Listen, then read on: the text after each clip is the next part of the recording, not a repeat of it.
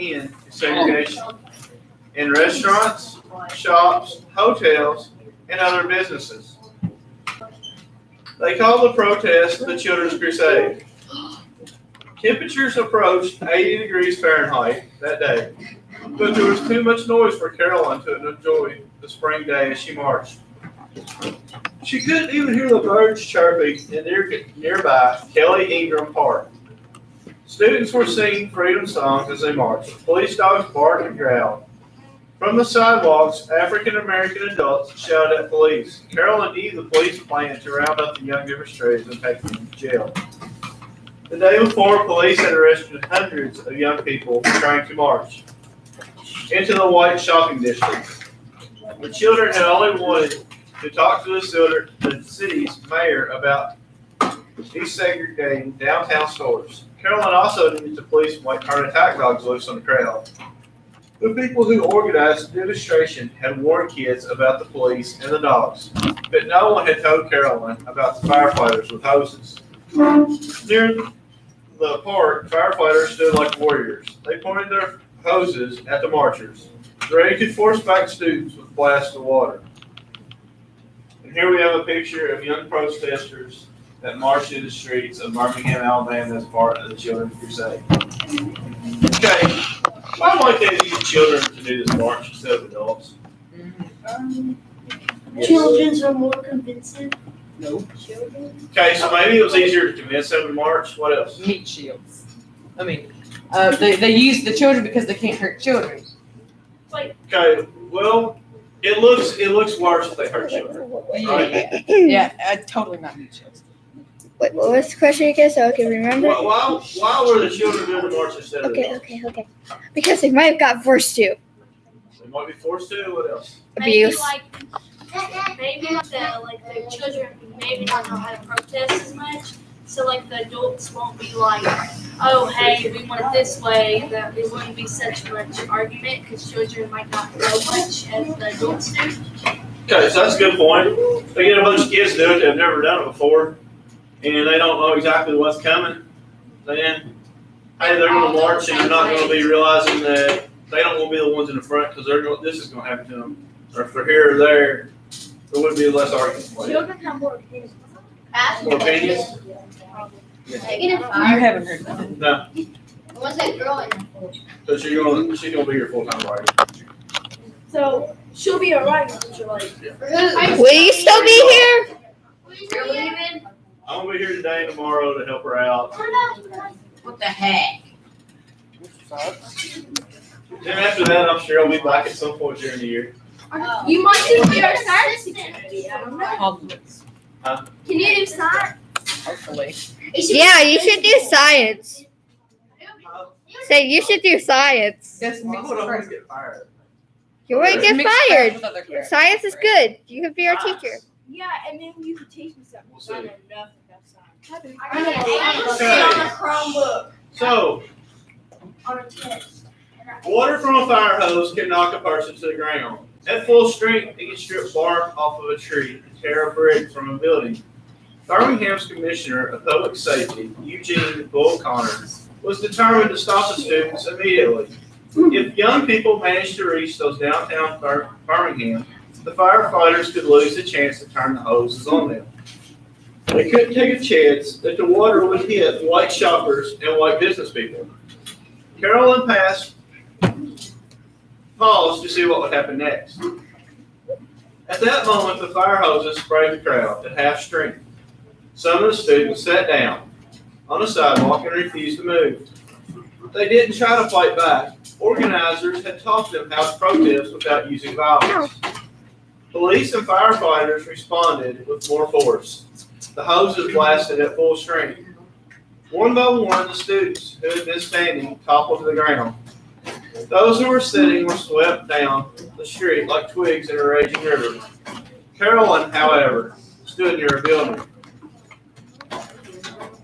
When the water hit her small body, it smashed her and two others against the wall.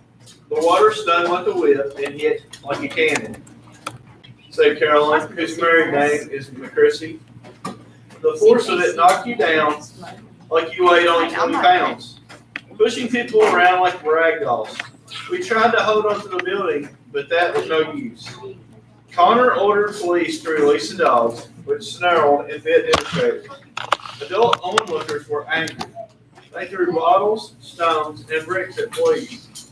The news reporters snaked through the demonstration, trying to record the event without getting hurt. The police barricade caused traffic snarls throughout downtown. A white driver tried to run his car into a line of African American students. Downtown Birmingham was erupting. Police, firefighters, and protest leaders agreed that the situation was becoming dangerous.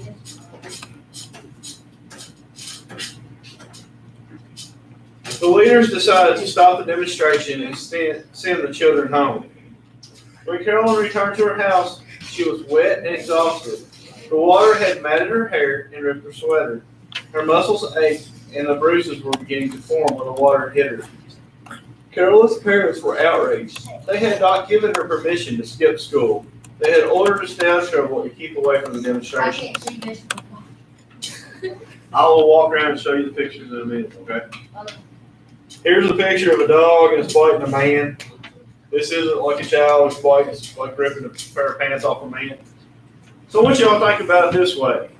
If we were to all be in the cafeteria at the end of the day, like where they're letting buses out, and I'm standing in there and a dog runs in and it bites me.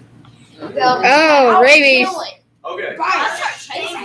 so Do you the dog runs in, it bites me, and we'll say Lakin gets a picture of it. What about rabies? So What happens if the dog has a rabies? few of y'all might feel bad for me, but I for would the have most laughed. part, they're gonna be like, "Oh well, dog bit Mr. McGuire." That's I mean, honestly, that's probably gonna be the. That's exactly what- Yeah. Like, that's just Okay. But if something happened, But let's take this back a step and say we're all in there this afternoon, and while we're waiting for our buses, a dog comes running in there, bites a kindergarten, and then Lakin takes a picture of it. Oh, I I would have No. cried. I'll kill a dog if I would have So saved the person. everybody is going to be much more outraged over this dog biting a kindergarten, That's right? just rude.